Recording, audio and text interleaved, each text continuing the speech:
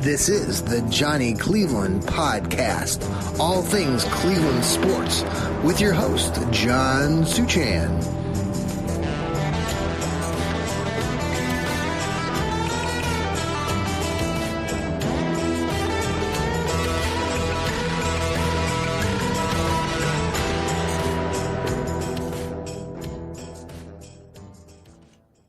And good evening, everybody, and welcome to another edition of the Johnny Cleveland Podcast. How's everybody doing out there?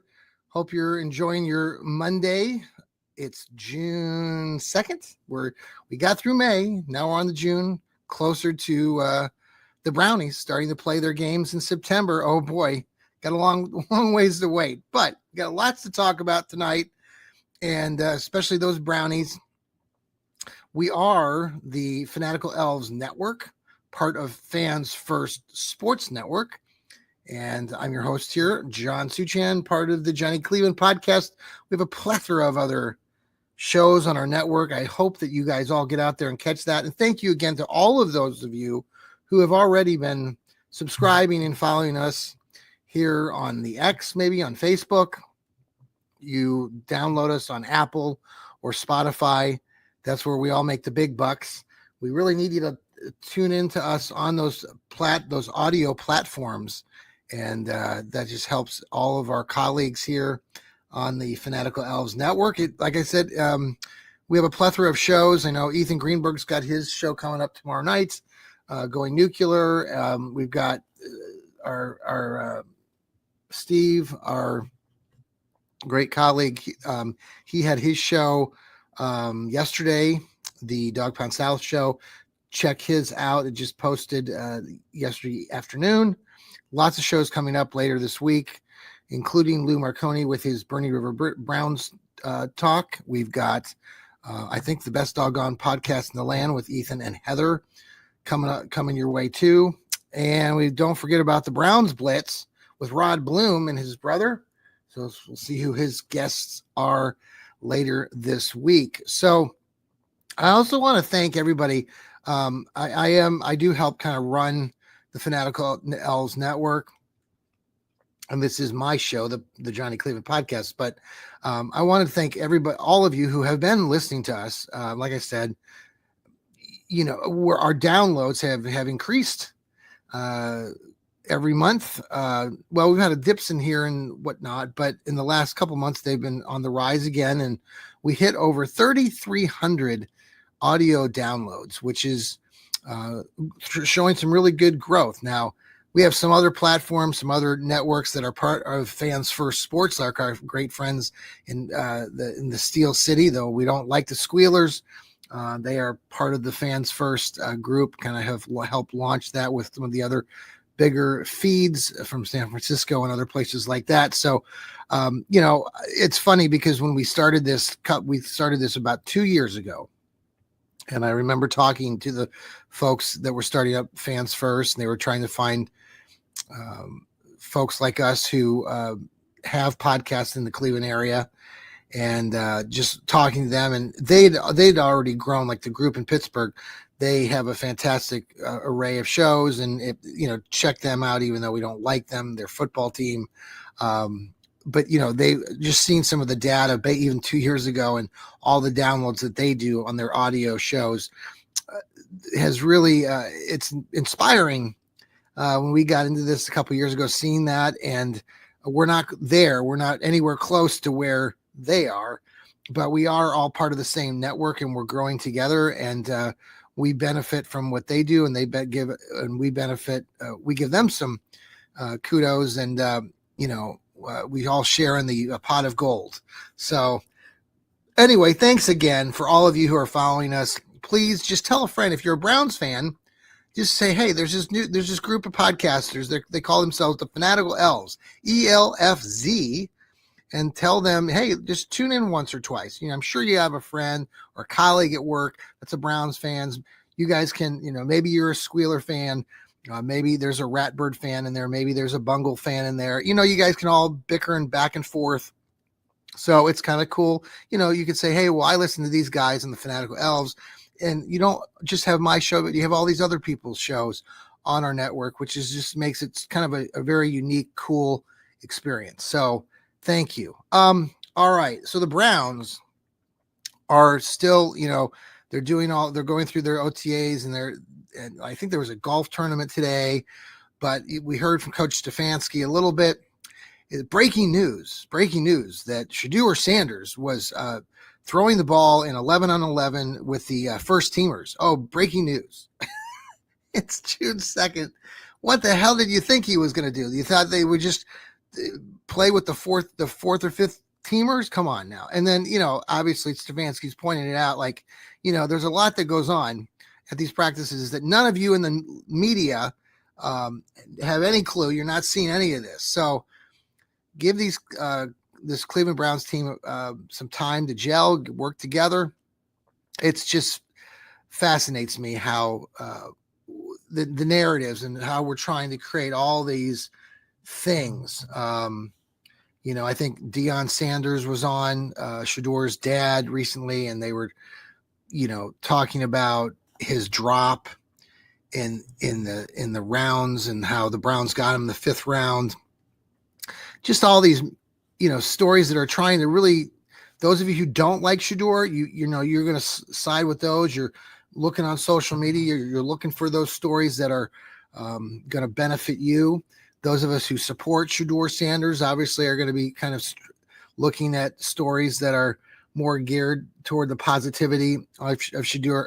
The fact is, you got 4 guys, challenging each other this summer to be the Browns starting quarterback in this season. And we all know, folks, if you've been a Browns fan for any length of time, you should know at this point that there's a really good possibility that maybe not all 4 are with the team at the beginning of the season, but I would say there's a good shot that 3 of these 4 guys are going to be starting a game or 2 during the course of the season. Obviously, we don't want that necessarily, but Browns fans are pretty used to seeing these Browns kind of go through quarterbacks due to injuries, due to a lot of circumstances. So we'll see what happens. I've said before on my show, I am a big supporter of Shedeur. I think he's going to be a very good quarterback, and we'll see how things move forward. Dylan Gabriel, who was taken ahead of him in the 3rd round, he was taken the 3rd round. So the Browns looked at him more favorably than Shedeur at the beginning of this draft process. So we'll see how that all pans out over the course of these OTAs and in the mini camps, and then the actual training camp when we get into late July and August. But for right now, we're hearing from different players. Joe Bitonio came out today and talked a little bit about the Browns and what they're planning to do with their offensive scope. And it certainly seems from what he said and listening to other players and even coaches that the Browns are really kind of going back. You're never going back to exactly what it was like back in 2020 or 2021. Coach Stefanski's even said that you're not replicating that. You're going to get it better. Obviously, this team has worked on the Stefanski for several years, but the idea that the Browns are going to get back into more of an offensive set that's more run first, pass second.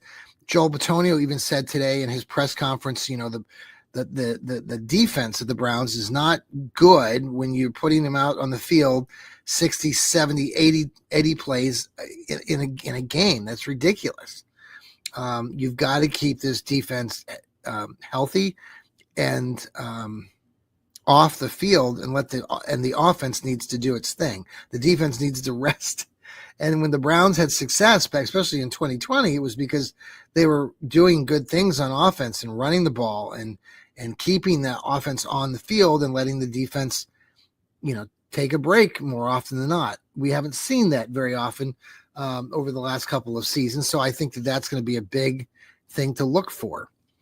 The Browns, by the way, I was just going to shift gears here, but before I shift gears, let's go ahead and pause for a break. This is the Johnny Cleveland podcast.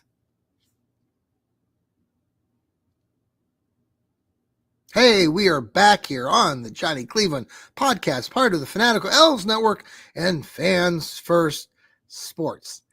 I'm decked out in my maroon gear. This is my Hornets, the Licking Heights, where my job by day, I put on my cape at night, and am the podcaster. So,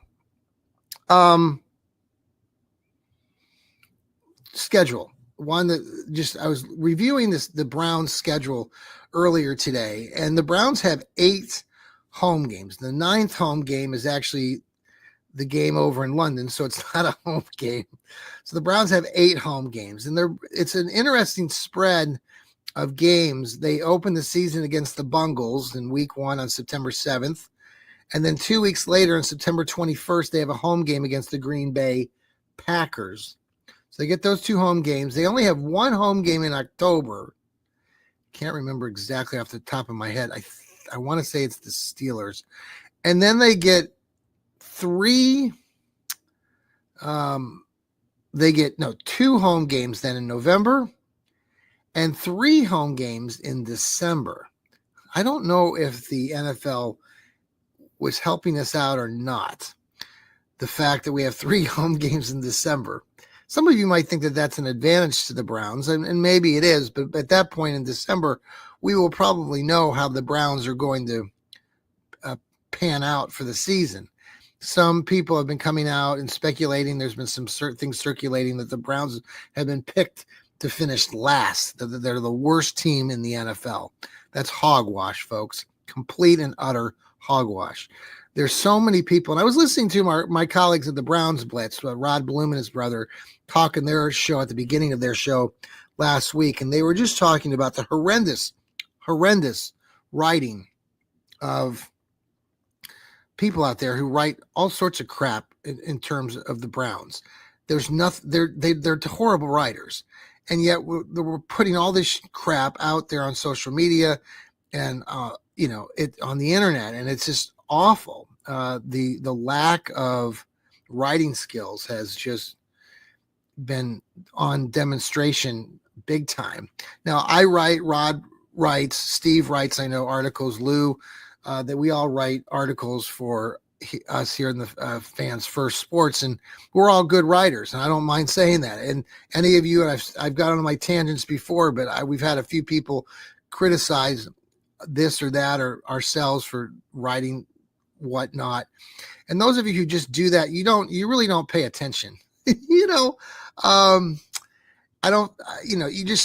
if you have such an interest in writing something, I would encourage any of you who are critical of other writers, and I say this to other people that are criticizing them, not my colleagues, because Rod Bloom's a great writer, and he was just pointing out in his podcast how there are just some really terrible people that they put these articles together, and the people that are running these platforms, these blogs, it's just terrible business. I mean, they put these things out there, headlines, and there's nothing in the story that actually supports a lot of these things. It's like basic writing skills 101. So if you want to write anything, go for it. But those of you who are critical outside of my own colleagues here, you should just, maybe you could pick up the pen and start writing. I mentioned that when I was talking to Lou, when we had our Story of the Pot show last Monday. But anyhow, okay, I got off on a tangent there, but the schedule itself with the Brownies, I don't know if it's going to work in the Browns' favor or not. Some people are looking at the beginning part of the Browns' schedule at this point. It's a tough schedule. I mean, but we got the first game at home against Cincinnati.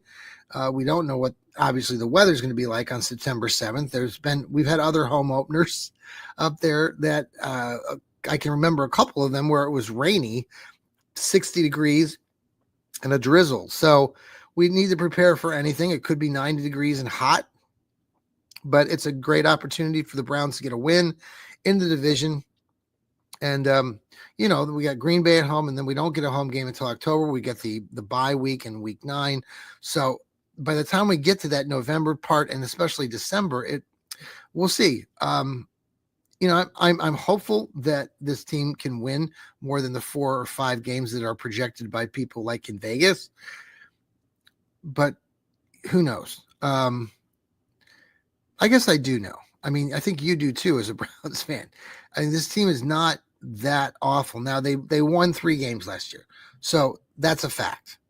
And if these places are giving them 4 or 5 wins, I can't say that it's a terrible prediction. But based on what we've heard from the players, like I just mentioned, Joel Bitonio and Coach Stefanski, and how this team is going back to more of a traditional sort of run first, using the gaps and, really pounding the ball. And, gosh, watching Quinshon Judkins, if you go back and watch some tape of him just from his years at Mississippi State, Ole Miss, not Mississippi State, Ole Miss, and recently last year with the Buckeyes. Just to me, just watching him run, and I know he's not Nick Chubb, but his skill set and how he looks, generally speaking, I mean, it reminds you of a Nick Chubb. By the way, I'm putting together a top 10 Cleveland running back favorites of all time in Cleveland football history. Not necessarily the best running backs, but who were the fan favorites. I did get in there. I will say this. I'm coming out with this article probably tomorrow or the next day. So those of you who are Cleo Miller fans, anybody out there a Cleo Miller fan? You know who I'm talking about? Well, let me tell you who the Cleo Miller is. Cleo Miller used to play for the Brownies. He was a running back, did some other things, but played from 1975 to 1982. And we had other running backs back in the day, like Mike Pruitt, Craig Pruitt, playing during that same time window. So Cleo Miller was not the number one back, but he did a lot of the little things. And he would get, the several carries, and he would catch the ball out of the backfield. He was a good run blocker. So, Cleo Miller was I didn't get him in my list in the past when I've written some articles about best running backs, but I've had some people say, hey, where's Cleo Miller? Cleo Miller was my favorite. So he didn't have, I think he had only 2,500, maybe 3,000 yards rushing total in his years here. His receptions were a little bit better. So, but he was a fan favorite. A lot of people just liked him. He was hardworking. I mean, this is back 1975, folks. This is 50 years ago. So shout out to Cleo Miller. All right. Well, let's shift gears here. We got a lot. So the Browns, just before we shift gears out of the Browns, I mean, it's June 2nd, folks. June 2nd. So we're not playing real games until September 7th. So that's, let's say, July, August, September. That's 3 months. 3 months. So everyone just sort of mellow out, take it a day at a time, enjoy the process, trying to go too nuts. All these predictions, all these people in the local media, the national media are just going to continue to do this stuff. So don't get caught in it. Just enjoy watching your Cleveland Browns players get better. There's a lot of new players out there, a lot of players to get, excited about. Mason Graham. We don't even talk about him. And he was drafted number 5. He was the 5th player taken overall in the whole draft. He's one of the best players in the country. So we got him on the team. We're not even talking about Harold Fannin, the tight end for Bowling Green that we just drafted. This kid's going to be dynamite. So again, we got a long time before the season starts, but start recognizing some of these other players that are doing some really good things.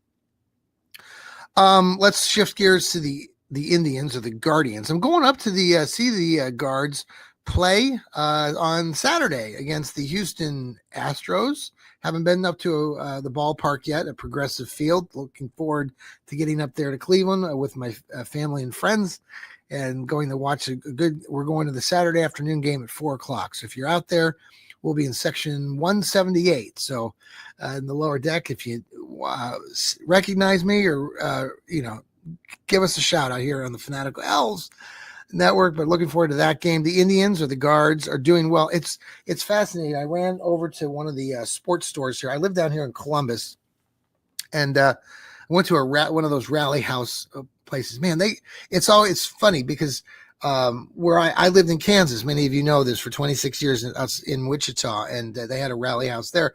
And I'm so used to going to these rally houses filled with Kansas KU Jayhawks and Kansas State Wildcats and Kansas City Chiefs apparel everywhere. So it takes me a second. Still, I've been back from that area for about 8 years now, but it still takes me a second. It's like I walk into these stores and I have to pause, and it's like, oh shit, there's a lot. Everything in here is Ohio State, Cleveland Guardians, Cleveland Browns, Columbus Crew. In the back, there's some squealer crap and some bungle stuff. But I was very, it's a really cool store. So if you like Rally House, they got like everything in these stores. It was just kind of nice not having experienced that. You buy one thing in there, and it's like I was telling the person at the counter that was checking me out, it's like, man, if you leave me in here much longer than I think I was in there for like 20 minutes.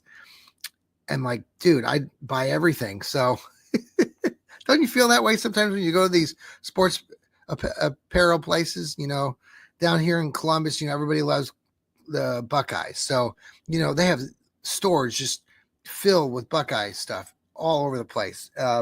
Fortunately, I'm a Buckeye fan, but fortunately I did live out in Kansas for, 26 years. So I had an opportunity to appreciate what other fan bases like, and none of them like Ohio State Buckeyes.